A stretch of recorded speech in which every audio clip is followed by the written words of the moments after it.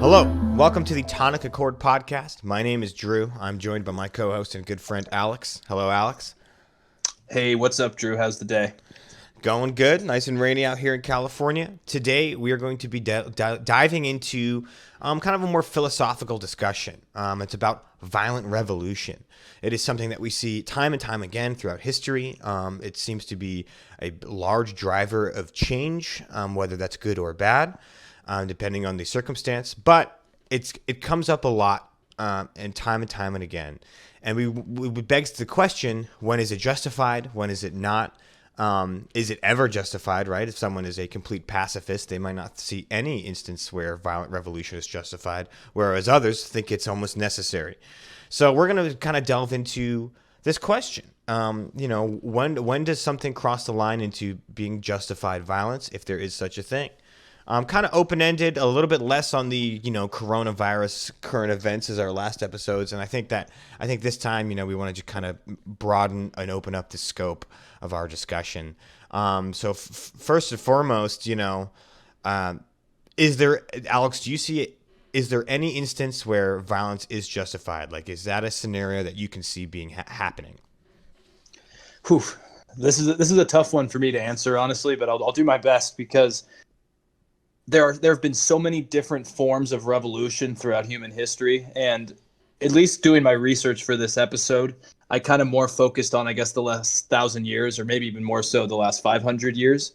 And just in the last 500 years, there have just been so many different forms of revolution, both violent and nonviolent, that I don't think it's easy enough to put a just tag like yes or no. But I do think when a state starts either violating its social contract or puts the natural rights of people at stake, then I do think sometimes it's necessary to pick up arms. But at the same time, I think it has to be a large majority of the population that's willing to do it, because if not, I think it's just going to create a cycle of more oppression and less success going down the road. So, I mean, I guess in a nutshell, I think violence should be the last option.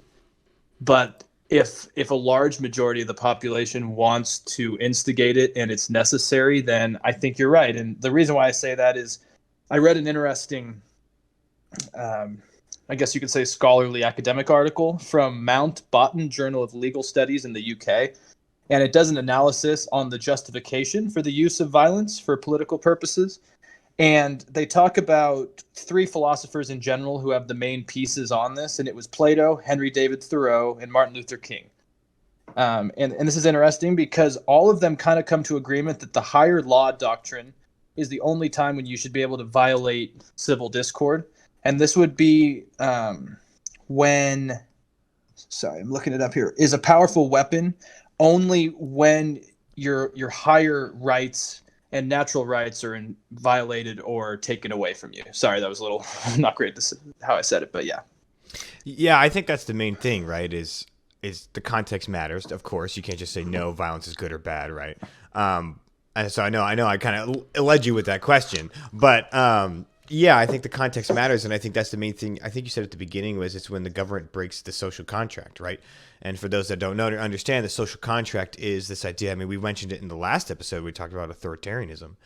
Is, the social contract is you give up certain amount of liberties for the protection, and you obey the laws of the government for protection and a society that is safe and operating. Now, it's when that's broken, right? It's when you feel that, wow, I've given up too many liberties for a government that's not protecting me, or a government that is oppressing me and in fact harming me, right? Then that social contract is broken. And I think that is often the catalyst that begins violent revolutions. Now, there are some political philosophers that argue that even when the social contract is broken, you should still err on the side of caution and safety. Thomas Hobbes being one of them. He was almost averse to violent revolution. He was around during the English Civil War, which left hundreds of thousands of people dead. And he said he basically argued that, obedience, even in even in imperfect governments, even if you were under a somewhat oppressive regime, obedience for safety still outweighs the civil liberties, which was definitely different than his counterparts, right? Like Voltaire, more liberals that thought that no, individual liberties trump way more than the rights you give up for protection. It's worth risking your life to be free. Hobbes would argue it's less so, and I think that internal argument is probably what a lot of people have to make before they decide to go revolt. You know what I mean? It's that almost that individual battle of how many rights am I willing to give up before, or how much safety am I willing to give up for my freedoms?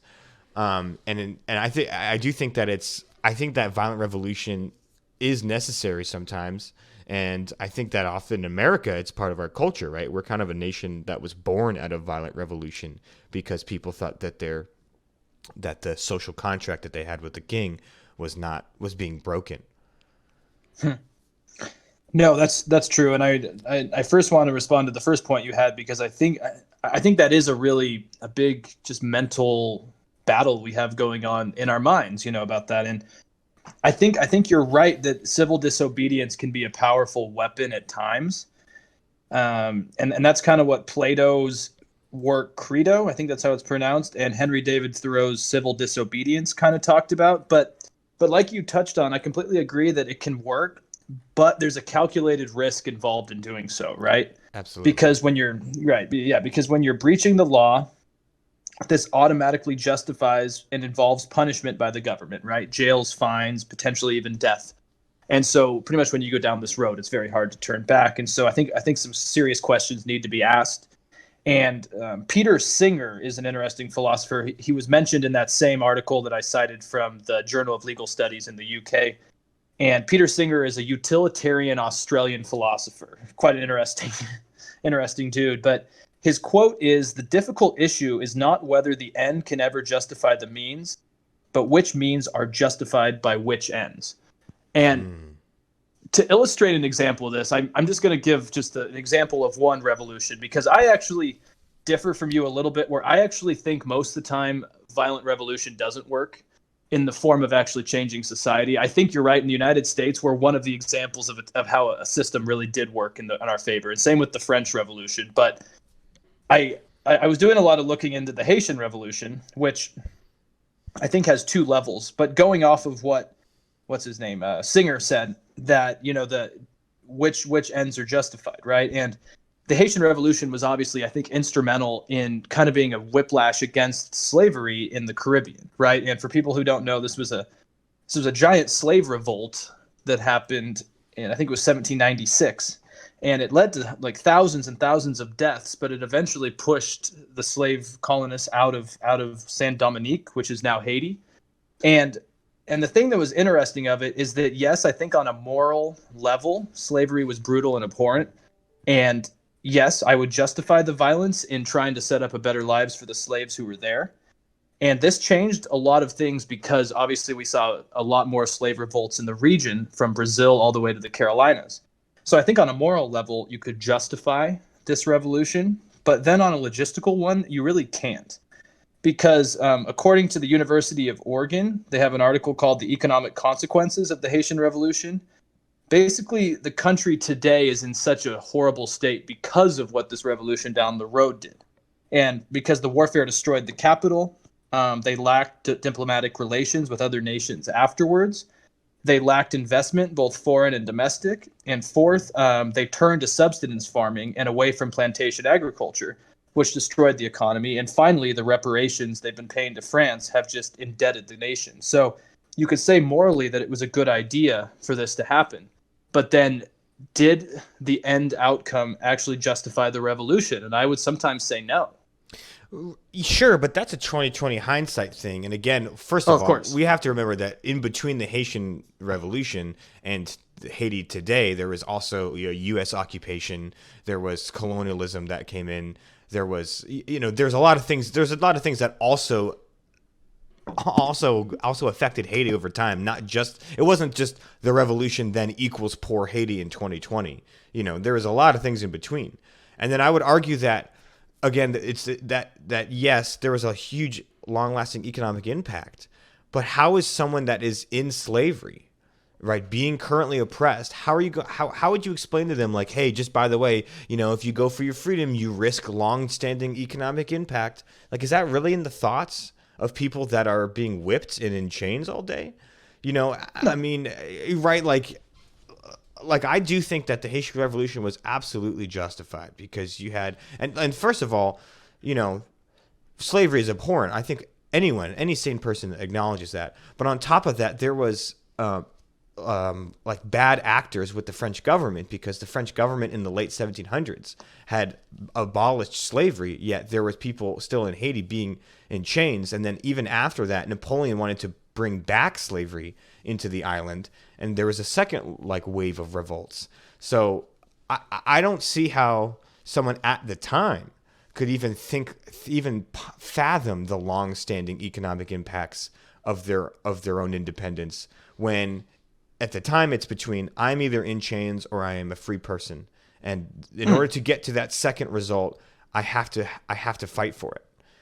So totally, but I'm just kind of playing along a thought experiment here of, Sure. While it's morally very justifiable, you cannot argue that the current generations have a more positive outcome from it, because I would argue that no, because this slave-based revolution was just another side impact of another revolution, which was the Industrial Revolution, right? I mean, that's the main reason why a lot of these European countries were able to abolish slavery and still utilize free labor in the New World. And I don't know if this revolution, justified or not, would have changed too much at the time or even down the road, but instead it set the nation on a trajectory towards almost more exploitation.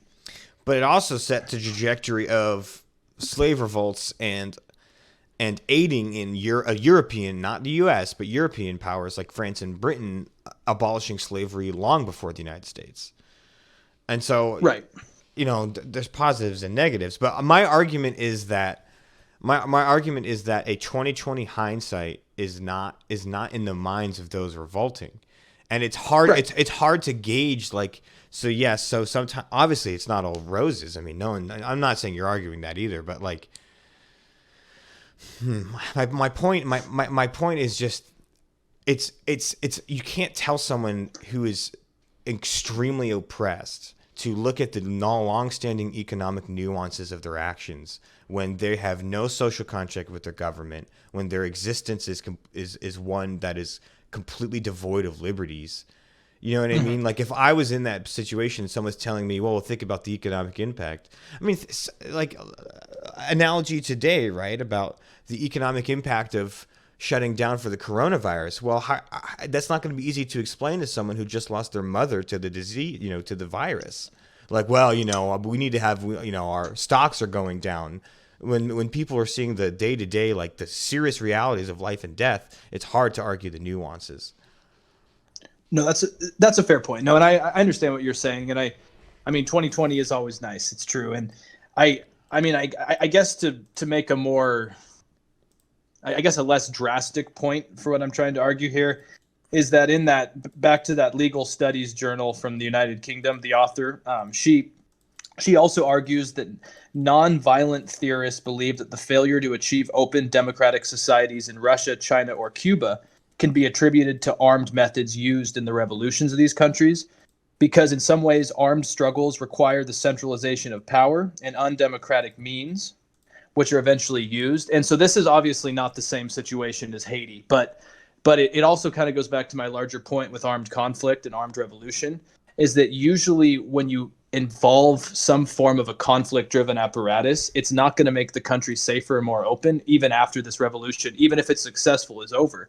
And the two main examples I would use is China and Russia. Yeah, I mean, definitely, 100%. Right, because, I mean, the Russian Revolution, which had two phases in 1917 between February and October, right, of 1917, obviously the Russian people were suffering under the czars. I mean, the inequality, I don't have numbers, but it was quite rampant and quite disgusting. Well, and they were being sent to die in a war that they had no issue with, of course. Right. But I would argue that the Bolshevik Revolution just led to an even more authoritarian system down the road, just different means. Yeah, 100%. 100%. But yes, of course, not every violent revolution is in the name of something good. No, of course not. Of course not. I'm not making that argument. And there's plenty of examples of violent revolutions that have just made things worse. And that's a really good point, especially the bourgeoisie revolution. That's a good point because it is one of those tough things. Because you're right, underneath the czars, the social contract that people had with their czars were being broken. There was no protection. There was very lax of freedom, and people were starving and being sent to die in World War I. That the people of Russia really felt that they didn't have to be in.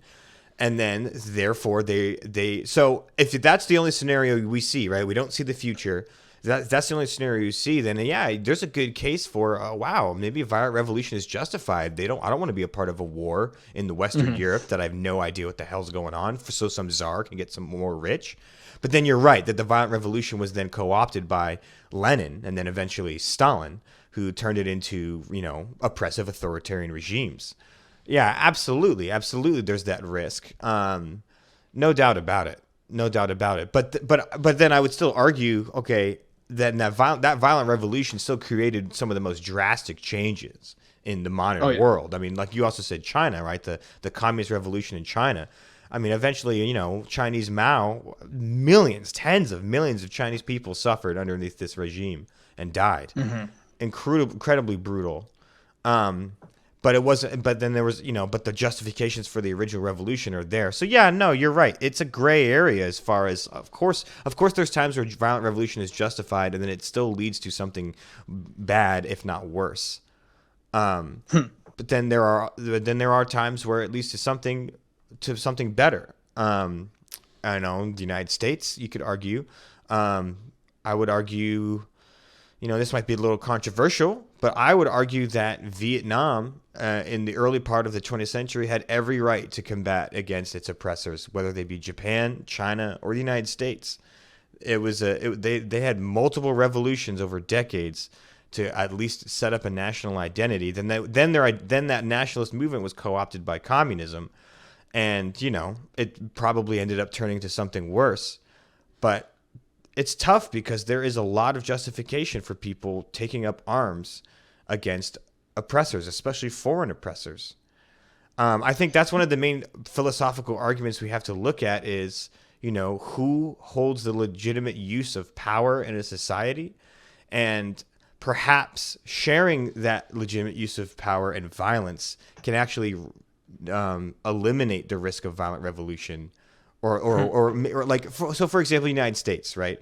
We have the right to bear arms. Now, the right to bear arms in the United States is not just about I can go out and buy a gun. What it means is the legitimate use of force is also attributed to the civilian population, right? The average person can buy a weapon, and then if there's a tyrannical government, use force to get rid of that tyrannical government. So the threat of that, the idea of that being there, I think, may deter tyrants from taking over governments, right? Because they understand that there's a violent threat to them if they do, because of the right to bear arms.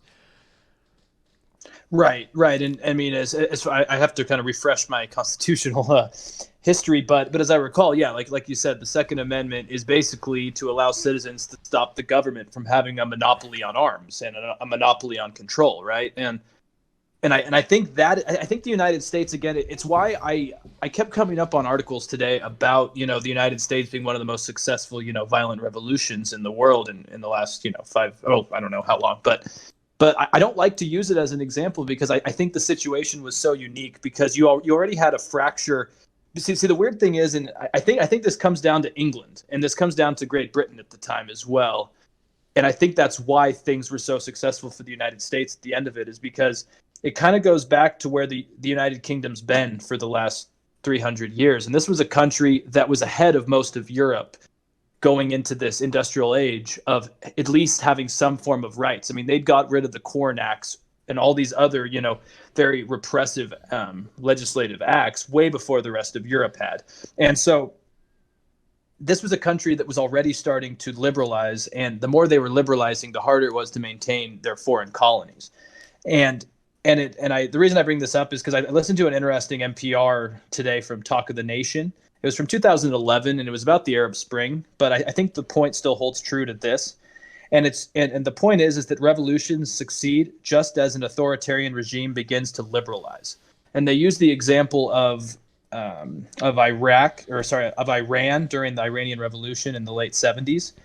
And I think this could also be true for Great Britain during the time of the American Revolution. Was Great Britain was already starting to lose their empire. They were starting to lose a lot of their sway, and they were also starting to liberalize. And so Alex de Tocqueville, the famous French philosopher, reminds us that sometimes when these revolutions happen and the authoritarians that are preceding them, there's already illusions of democracy and of liberalization. And I think sometimes that's why some of these revolutions are successful, because there's already the seeds for them. Right. And I think that's why this worked for the United States so well, and that's also why it probably worked for France during the same time, is because these governments were already weakening and opening, and they almost just needed that straw to break the camel's back. And so I don't always like to think of the United States, the American Revolution, as a good example of a successful revolution, because there was a lot of factors that led to it. Sure. And that's probably a good reason why the Arab Spring failed, right? Is because they didn't have the seeds of democracy that were already there. Like, there wasn't the notion that democracy could flourish. And then so you had, radical actors such as the Muslim Brotherhood kind of fill voids. No, I could definitely see that. That's an interesting theory, that you kind of already have to have the seeds to grow. Certainly we've seen that with the United States enacting in the Middle East, right? You can't just force democracy on people. Mm-mm. They have to want it. I mean, we've definitely seen that in Iraq and Afghanistan. Right. Oh, completely. And yeah, the guy that had that theory was Shadi Hamid, who is the director of research in the Brookings Institute in Doha. And he sounds like a really smart guy, because his point was basically the reason why the first Iranian Revolution worked and the Arab Spring didn't was because when the Shah was under pressure to give some civil rights and loosen up control, the revolution happened, right? And that was different, like you said, in Egypt. And basically his point is that the Iranian Revolution might have been one of the more justified ones at the time, but it also is the example of how things can go bad again. But it's true that you have to balance the symbolic with the strategy. And a lot of these revolutions seem to lack the strategy of what's next, I think. Oh, of course. Mm-hmm. Of course, because they're often, I mean, especially, violent revolutions are often emotional, with a lot of political fervor, not a lot of nuance often. So yeah, I mean, there's plenty of room for things to go wrong. But my argument is there still is examples of justification. I mean, let's go through some clear-cut examples, right? Clear-cut example for me would be French partisan revolutionaries during Hitler's occupation of France, right? These guys that are obviously, there is an oppressive force that has invaded and is, systematically, targeting certain ethnicities, silencing any dissidents, right? Murdering people. So you have French partisans that would fight violently against the Third Reich in an occupied Paris. I think that's a pretty clear-cut example of justified violence. So yes. I think that alone, right? Okay, then there is justifications for violent revolt. But that's an extreme example that I think most people can get behind. Now, I think something that we hear today, right? Like, let's apply it to today. And so some people, again, not me, and certainly not a majority of people, but certainly radical left, some people think that under a Trump administration, there should be a violent revolt. I don't think so. And I think we'll go into the reasons why is because, again, I think that the overall social contract has not been broken by the government, right? I'm not like, there's not like a targeted silencing campaign of dissidents against Trump, right? Trump doesn't like his haters, but he's not locking up his haters. He's not putting people in jail for speaking out against Trump. We still have an overall safe and protected society. Obviously the coronavirus is affecting everyone, but in general, right, like my safety is guarded by the military, and I trust that. So the social contract has not been broken, and we're not in a situation where I think violent revolution would be justified. But some people might disagree. And so I think one last important point is that Noam Chomsky was asked about violent revolution and in modern times, and he said, well, he also agreed with me that I don't think in the United States in modern times we're anywhere near the point where violent revolution would be justified. He's like, but he said that justified violence carries a heavy burden of proof, right? You have to prove that the violence is justified, and that burden of proof is always on those who use the violence. So, there has to be this campaign to give an understanding and justify the violence you're using. And I think, like you mentioned at the beginning of the episode, a majority of people have to be on board. And I think that is kind of what Noam Chomsky is saying, right? You have to carry this burden of proof, and you have to convince the majority of people that, hey, look at the proof of why our violence is justified. Look at the proof of why our social contract has been ignored. And that's tough to do, and it should be tough to do. Yeah, that's a very good point, and I think the burden of proof is a really good point, because yes, you first need.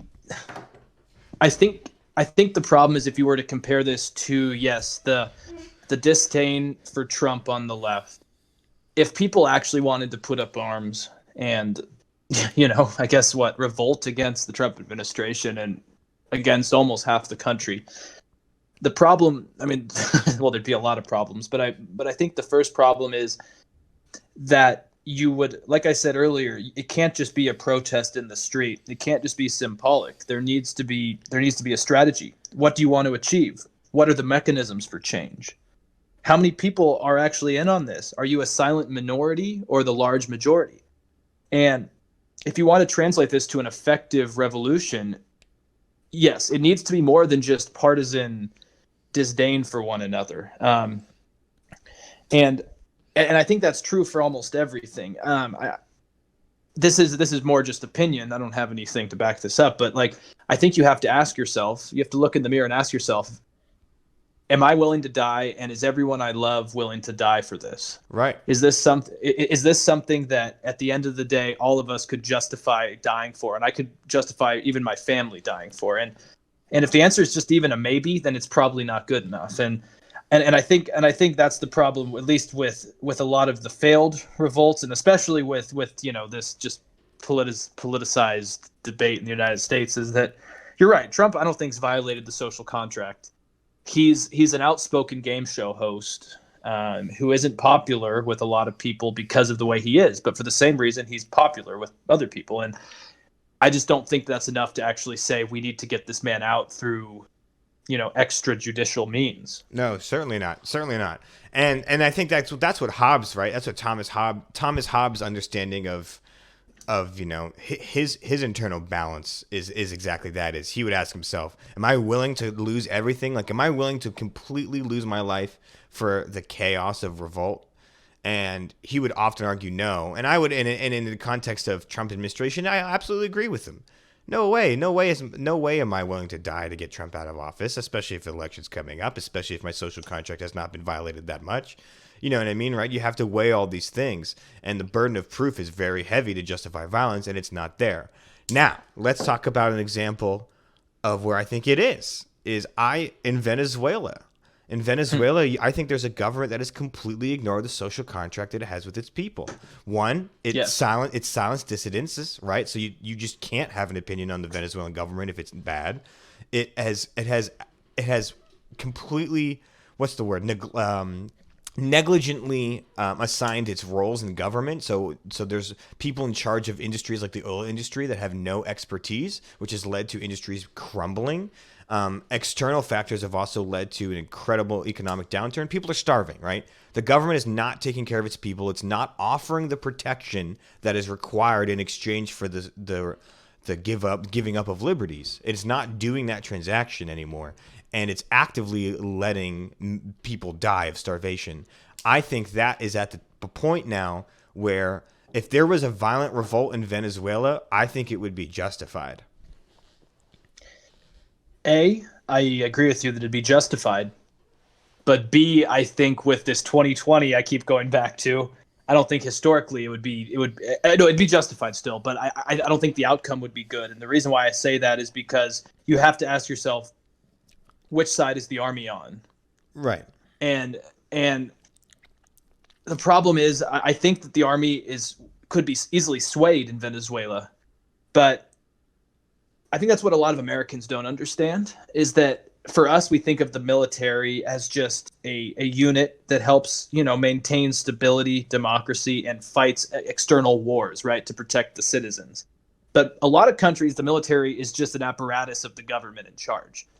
And I'm just concerned that while this goes back to, again, while I think morally it's justifiable, a revolution, I almost think that like trying to revolt against Maduro, because I mean we've seen little hints of that, and all it's done is he's just been able to reestablish power and hurt and kill more people. And so while I agree with you, I just don't know how it could be done in this current scape. I mean, we've had Guido, who has been acknowledged by the majority of the world as a president, and this coronavirus crisis, like we talked about on the last episode, has just again helped another authoritarian maintain more power. And I just don't know how exactly. These are starving people with a lacking infrastructure, no arms, and a military that is still backing Maduro. So it brings up a question of how. Oh, sure. I mean, yeah. I mean, it's certainly not going to be pretty. I mean, I'm not promoting some, romantic idea of a new Venezuela. I'm just saying that. Look, I don't know the solution, and I don't know how it would turn out. But like for the philosophical argument, like if people in Venezuela did decide to violently revolt, I think it would be justified, because now I don't know how that would play out. And you're right that the military there is still its own wing, and a lot of the country's future is dependent on that military. If the military decides to go against Maduro, then Maduro's out. But if the military decides to stay with Maduro, then Maduro's in. I agree that there's a lot of complications, but I'm thinking as far as the philosophical argument of, has the social contract been destroyed enough to justify a revolution? Yeah, I think so.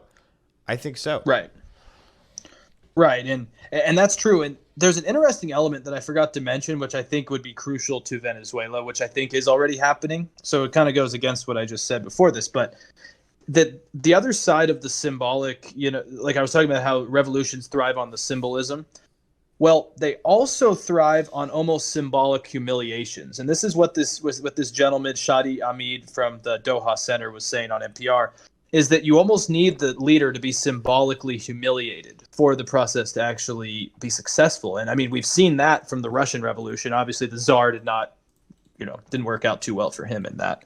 And we've seen that in numerous, I mean, the French Revolution, King Louis the Third, I think it was. I might have to maybe be corrected on that by hopefully later. But anyways, it involves almost a political or public humiliation of the leader.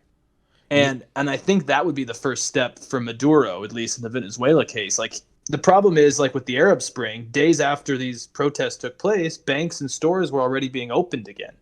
And to me, that tells you that the regime has won. The country's going back to normal. They're compromising. And sometimes compromise is not what a revolution needs. And so I almost think a leader needs to almost be publicly humiliated and put down. And most successful revolutions have had that happen. And so luckily for Venezuelans, at least on an international scale, Maduro is very humiliated. I'm just curious how that changes into a domestic problem. Sure. I mean, Venezuela, I mean, that's another thing too, right? Is that humiliation that story has to spread, right? Venezuela has its own propaganda apparatus, and of course, propaganda apparatuses around the world will always, paint violent revolutionaries as terrorists. We've talked about this time and time before. One man's freedom fighter is another man's terrorist, and vice versa, mm-hmm. right? So there's that narrative, right? Again, there's that burden of proof thing, right? You have to give this narrative that has real proof that the government's doing this and convince people to join your revolution. That's going to be tough against a propaganda apparatus. And what you said about symbolism is very true too. I mean, we see that. This is not so much of a personal revolution and more so of U.S. aid helping it happen. But in Iraq, right, we tore down that statue of Saddam Hussein. That was an important moment for a lot of Iraqi people that were oppressed under Hussein's regime. In Libya, Muammar Gaddafi. I mean, I hate to get a little too descriptive, but apparently that guy had his balls cut off in public, and then he was killed in the streets. I mean, they literally I've seen that video. Yeah, they drug him in the streets and murdered him. That was a significant symbolic moment. I mean, symbolic for us, not so symbolic for Gaddafi. That was the end of his life. But it is symbolic, right? It's, you can have a successful revolution and just tell the leader to leave. But I think in the minds and hearts of people, you need to have that kind of symbolic destruction of the old to represent the new. Yeah, that's an interesting observation. And yeah, perhaps you would have to have Maduro, be publicly humiliated, or, gosh, I don't know. But you're right. That's a really interesting observation about that symbolism to kind of bookend the revolution.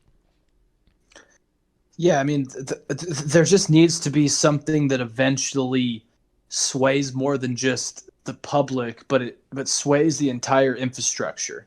And I mean, back to the Arab Spring, I think that's why it failed, is because there wasn't any symbolic humiliation. I mean, at the end of the day, you had the Muslim Brotherhood basically kind of coming in and being an intermediary in Egypt. And all that came out of it was just systematic compromise. There was no actual revolutionary change to democracy.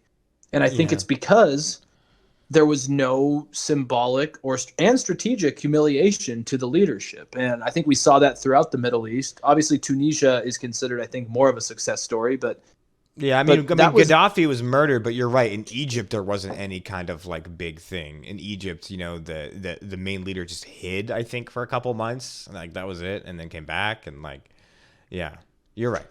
I think more so the Arab Spring was about the seeds of democracy, like you mentioned earlier. I just don't think that there was any, I think it's right, like 2020 hindsight again. I think the media got wrapped up in this new idea of an Arab world and it's like, yeah, they were revolting, but they weren't revolting for the same reasons that we think they were. It wasn't some let's join an interconnected democratic global world. It was, no, I'm hungry and the oppressive government I can't live with. Right. And that's true. And the revolution that I didn't mention yet, but before we start wrapping this up, I'm guessing, is that I've been reading up a lot today on the revolutions of 1848 in Europe. And I think these are fascinating, and the majority of them had no large violent conflict. It was mainly political revolution and mainly nationalist revolution. And when I talk about the revolutions of 1848, these involved France, Germany, the Austrian Empire, the Italian states, Poland, and the Kingdom of Hungary. Just to name a few. And basically this was interesting because these were simultaneous movements that all happened in 1848, but were not planned or connected to one another. But I think it showed the changing zeitgeist of Europe, because you had a feudal system with large empires that were controlling and oppressive. And you almost had this mix of radical socialism growing with radical leftist nationalism with Republican values. And when I talk about Republican values, I mean the idea of no monarchy, but an elected republic. And it was interesting because for the first time, places like France and Italy basically saw not only unification, but also this idea of, wait a second, we can reach socialism or workers' rights without violent revolution. We can get this through democratic means. And this was really interesting to me, especially in places like the Prussian Empire, which is now Germany, and Italy, was that basically that's what they realized, is that workers are struggling under feudal Europe. And this is where you saw these socialist radical movements come out. And then a lot of moderates ended up siding with them over these monarchies. And even though and the funny thing is, well, not funny, but interesting, is that all these revolutions failed. Yeah. Every single one of them failed. But at the end of the day, it created a very interesting discourse inside of Europe. And I mean, obviously Europe is a different place than some of these other revolutions, but I think it is fascinating to see that sometimes through a non-violent but very discourse-based and almost like protest-based movement, you can still get results. And now there was violence in the Hungarian Empire. There was a lot of Prussian violence against the Hungarians, so I don't want to say there was none, but it was different. Yeah, I mean, certainly it was a strange phenomenon, but I think you hit the nail on the head, is they still all failed. I mean, yeah.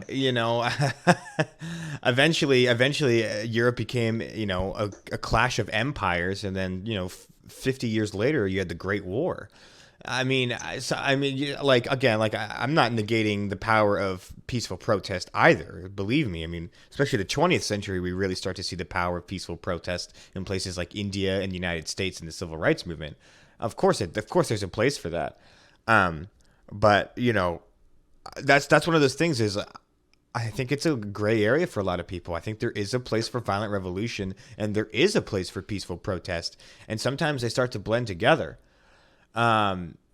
It's a tough topic, right? Because I also think a lot of people like to think of, violent revolution, especially in America, as something of the past, and then something that happens other places, right? Like, I think if you talk to a lot, and perhaps a lot of, liberals or conservatives would maybe agree with me about Venezuela. Like, yeah, that's an oppressive government. Like, they should revolt and establish, freedom and democracy and kick that Maduro guy out.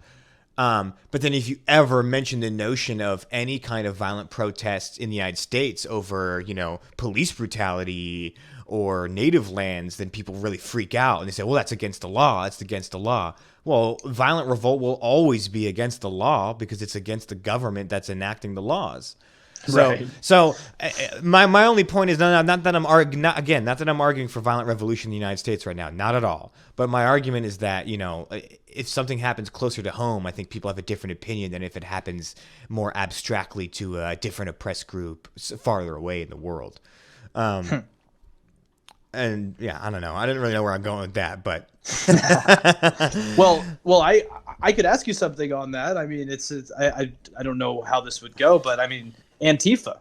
I think that it's something I don't think we've either one of us has ever talked about on this show, but you could see both these far right and kind of far left movements in the U.S. that I think would like to consider themselves revolutionaries. And I think it was in Portland, Oregon over last summer, you had Antifa members beating different members, and you had right wing, what are they, the Young Boys, I think they're called? Proud Boys. Proud Boys, that's it. Both, involved in what could almost, if you picked it up right on the camera, revolutionary activity. And absolutely. I think, and so that's interesting because I think what you said is true. We think about it as something that doesn't happen here, but right now there is revolutionary blood.